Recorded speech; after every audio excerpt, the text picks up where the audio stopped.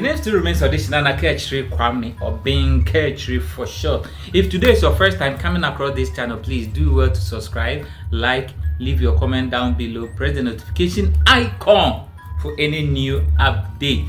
I think another reason why Nigeria likes Ghana so much is the fact that on Saturdays in Ghana you can never go hungry.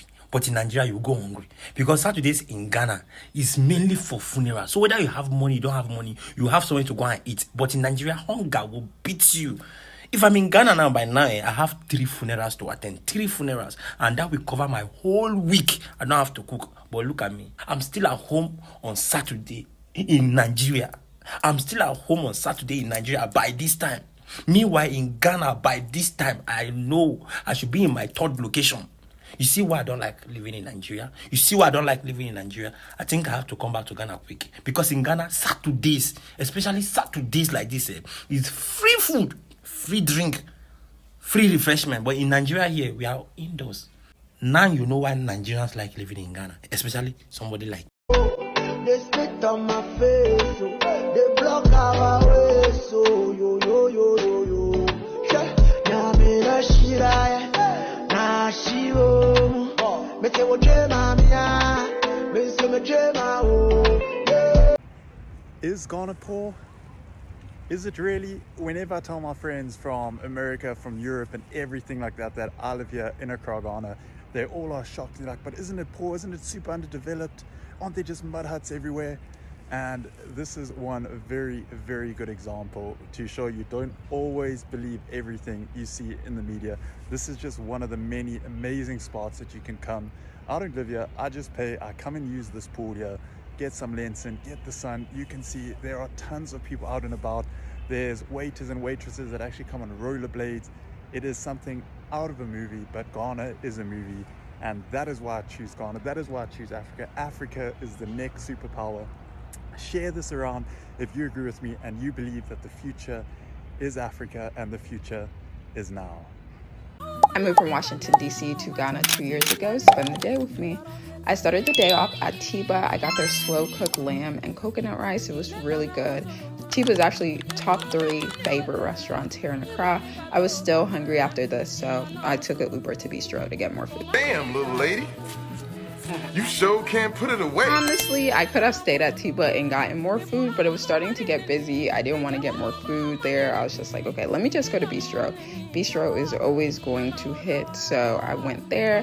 Then I was heading to the Ikasa pop-up show. I saw a piece that they had online, and I was like, oh, this is so cute. I need to come in and get it. By the time I got there, I actually don't even think they had that piece in their pop-up, but they had a few other dresses. What I like about Akasa is they reimagined kente, so the pieces are obviously really high quality. They look great, and what I love about an African designer is that you can always get your pieces made to order, so everything is tailored to you and looks super good. But yeah, that was my day in Accra.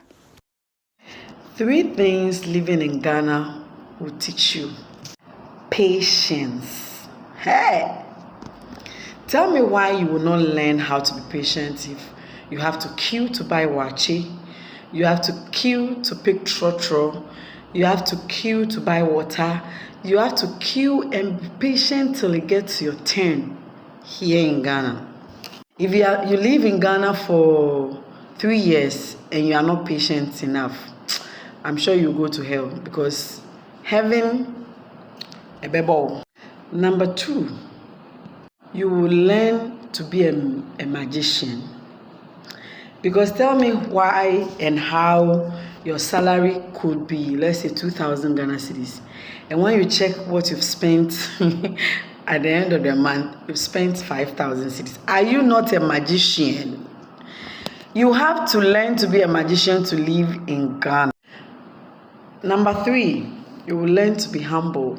Because no matter how much money Ghanaians don't see you, they don't send you. It's only in Ghana that a celebrity will be passing. Nobody will even tend to look at you like nobody cares. You have no choice but to be humble, like nobody respects and values you because you are rich. When you see adults saying please when they are talking to children, and children saying please when they are talking to adults, you have no choice. I mean, you have to learn to be humble. Ghanaians will value you over dignity and respect that you have for yourself or you have chunked over the year than to give you fanfare respect for the kind of money. A day in the life living in Accra, Ghana always starts off with a nice quick shave and from there straight into an ice cold shower. When it comes to clothing, I always try and wear a tank top, some linen pants and some sunnies to keep me cool in the Ghanaian heat. This is our favorite neighborhood called Cantonments, where you can find a variety of local and international shops, and when it comes to food, these are the places to go. They are extremely clean and offer a very wide variety with very friendly and helpful staff. After that, we jump back into the car and drive past some amazing houses to get to our favorite French bakery that offers fresh bread every single day, as well as the best frappuccinos and cappuccinos you can get. Then we head home through some of the busy traffic, throw on a completely new outfit because it's time to celebrate the evening and to go and have some drinks. And Ghana was really showing off tonight. You can see it is absolutely beautiful, clear skies, the lights and everything. You just can't get better than that. Grabbed a couple drinks, really enjoyed it, and then to head home, it is absolutely amazing at this time of night. The foreign media is always trying to tell you that Africa is poor, that Ghana is poor. I am right now in Ghana's brand new first-class international airport. It opened around 4 years ago. And you tell me if this looks like Ghana is poor. This looks like airports you would find in any major city around the whole world. It's absolutely incredible, as you can see. Absolutely massive. Keep thriving, Ghana. Keep progressing, keep proving everyone wrong, and let's just keep on spreading Africa. Let's keep on spreading the positivity to the world, because this facilities and everything like that is just absolutely phenomenon, and it makes me super proud to be able to share things like this. So viva Ghana and let's go. There's no way I'll be in Ghana for 10 years and there are no habits I've picked up. These are some of the habits I've picked up. You see, saying yes please, I now say it too, and for me it's kind of showing respect. I just found myself saying it, and I didn't stop myself from saying it because I feel like it just shows more respect to whoever you are saying it to. So yes, I now say yes please, I'm among them. Second habit that I have now adopted is eggs. Eating of eggs. You see eggs, hey, but even my friends say that there's nothing I cannot eat with that egg. It's just left for me to eat egg and egusi soup. That's how much I love eggs now. Another habit I've learned in Ghana, like I've learned to appreciate, is the way they take their natural hair. You see, natural hair is a thing here in Ghana. It's also a thing now in Africa, like in Nigeria, but it was not a thing in Nigeria as at 10 years when I left, because my hair has not always been good with relaxers. I wanted to keep my natural hair, but I was skeptical. I was like, if I keep my natural hair, now people start saying I'm going to deeper, like this kind of things. I had no option than to manage my damaged hair. When I came to Ghana, natural hair was a thing. Ghana has made me appreciate my natural hair. Like they have made me love my natural hair. I think it was even Ghana that had this natural hair trend before Nigeria picked it up and maybe other countries, but I know that it started from Ghana because as at the time I left Nigeria, natural hair was not in vogue. Keeping my natural hair is one of the habits I now love and I now do. Another habit that Ghana has taught me is comfortability. You see, Ghana, they will make you comfortable, but it's your money. Go to Nigeria, you have to sit 2 in the front seat.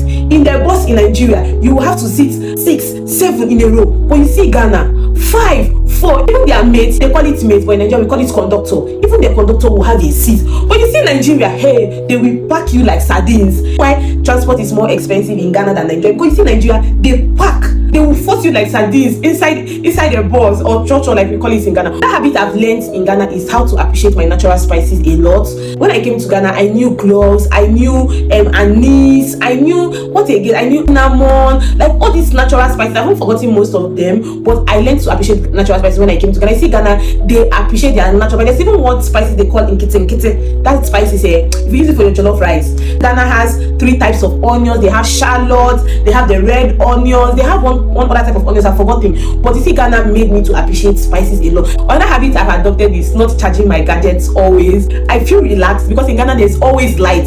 Like we have light 247. If they should take the light, I think in less than an hour or they bring the light. And even most times they give announcement before they take the light. So I don't charge my gadget like that. Unlike Nigeria, if they take the light, you say bring the phone, let me charge. See that thing, anytime I go to Nigeria, I always fall victim of it. When they bring the light, I will forget to charge my phone. But you see in Ghana, we are relaxed. charge my phone when the battery is low. It's not consciously activated that I have to charge my phone. But these are some habits that I've adopted in Ghana. They are not all, but these are a few. If you're in Nigeria, in Ghana, or you're a foreigner in another country, you can tell me one habit you've adopted while staying in that country. Bye! See you then. I've been living in Ghana for 6 months now, and here are 5 things I wish I knew before moving to Ghana. 1. Cash and Momo are king. Most places will take cards, but smaller shops heavily rely on cash or Momo. You can use third-party apps like Remitly or PaySend to send money via Momo. 2. Life moves slower here. Food orders, appointments, admin stuff all take time, and patience is a real virtue in Ghana, and learning to slow down really helped me enjoy it more. 3. Accra traffic is no joke. What looks like a 15-minute drive can easily become an hour, especially depending on the time of year. I like using services like lane rentals for when I'm going out of town, or Bolt and Uber when I'm traveling around Accra. 4. Ghana is not as cheap as I thought it would be. I have found that eating out and even activities can be quite pricey. I love to do unique activities, so keep this in mind as you look for things to do around Accra. And 5. Community is everything. I've learned that making friends here takes intention, but once you do, the community is supportive and warm. If you're planning to move to Ghana, what are some things you'd like to know before you move? And don't forget to follow me for more things to do in Accra and in different cities around the world. One of my most favorite things about living in Ghana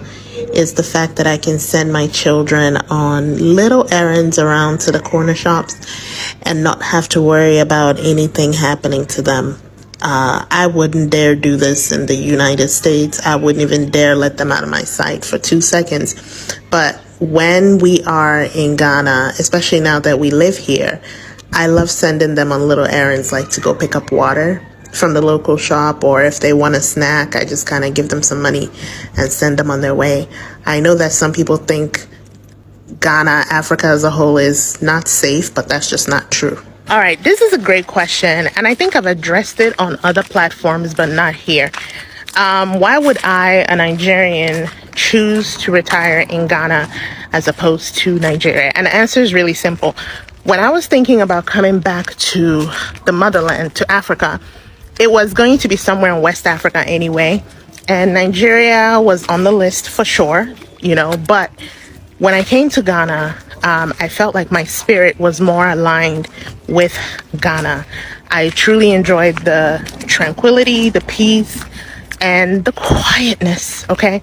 So it more aligned with my mental state and where I was trying to go in life. That's really it. It's nothing complicated because, it is what it is. It's where I felt comfortable. It's where I felt led to settle. Earning in dollars while living in Ghana hits different. And with Dirty December right around the corner, let's talk about what spending U.S. income in Ghana actually looks like. Look, y'all, I get so many DMs and comments asking what I do for work and how it makes sense. So I decided to show y'all exactly how I spend my USD income as a girl working remotely in Ghana. If you're new here, I'm Jam. I moved to Ghana earlier this year after visiting for a wedding, stayed, relaunched a shea butter based business, and now I help people prepare for and land remote jobs. So today, I had a few business errands, took some money out from a US bank account, added it to my Momo, and paid for Glow Butter production costs. My Uber there was 26 CDs, about $2.38. Now you get a feel for what that looks like. I took out 1,000 CDs, paid $345 for labels, grabbed coconut water for $70, then headed to Osu for dinner. Our total for 3 people was 632 CDs. We took a few Ubers in between. You can see those listed on screen. But in all, I spent around 1,200 CDs today, roughly $115 US dollars. And honestly, that's one of the reasons why I love earning in USD while living here in Ghana. You can live comfortably, invest in your dreams, and still enjoy the little things, especially while living at a fraction of the price as you would in the States. Come on now, it just makes sense. So if you've been thinking about doing the same thing, I'm hosting a free webinar on November 8th to help you get started. It's linked in my bio. And listen, guys, as always, I'm sending love to whoever needs it. Love you guys. So a few months after me moving here, right, to Accra, they caught a thief in my area. And I was completely shocked by how, all the area people, all the area guys were absolutely pummeling this man. They were beating him up. They were using sticks and stones and everything. Golf clubs even, they were really beating this guy. Literally to an inch of his life, right? So I'm in the background guys, no, let's just call the police. Don't do this, you're gonna hurt him. I'm in the background, everyone's looking at me what the hell? And I'm like, guys, come on, let's just leave him. This is not worth it, it's just not worth it. Okay, until I don't know what happened to him in the end, actually. They bundled him up and literally took him to some bush. I'm not even going to ask what happened, right? I felt so bad about it. I was like, oh my God, like, is this how we deal with criminals here? Like, come on, you know? Until a thief got caught at my auntie's house, right? So she literally caught this guy. She did what I was suggesting that, you know, the first group of people did. She bundled him up in the car, took him to the police station, wrote all of the reports, did everything, blah, blah, blah. The guy, of course, is begging and crying and whatever. And so then they jail him for a little bit. Within maybe like 4 hours, they call my auntie back and are like, you need to bring him some food. He's hungry. What the hell? So you're telling me if I take a thief to the police station and you jail him, it's now my responsibility to feed him? And yet, you know why? You know, now I'm going to baby. Because you think I'm going to spend my money on buying a thief food. Until we meet again, I always say, and say it with me, God bless our own land, Ghana.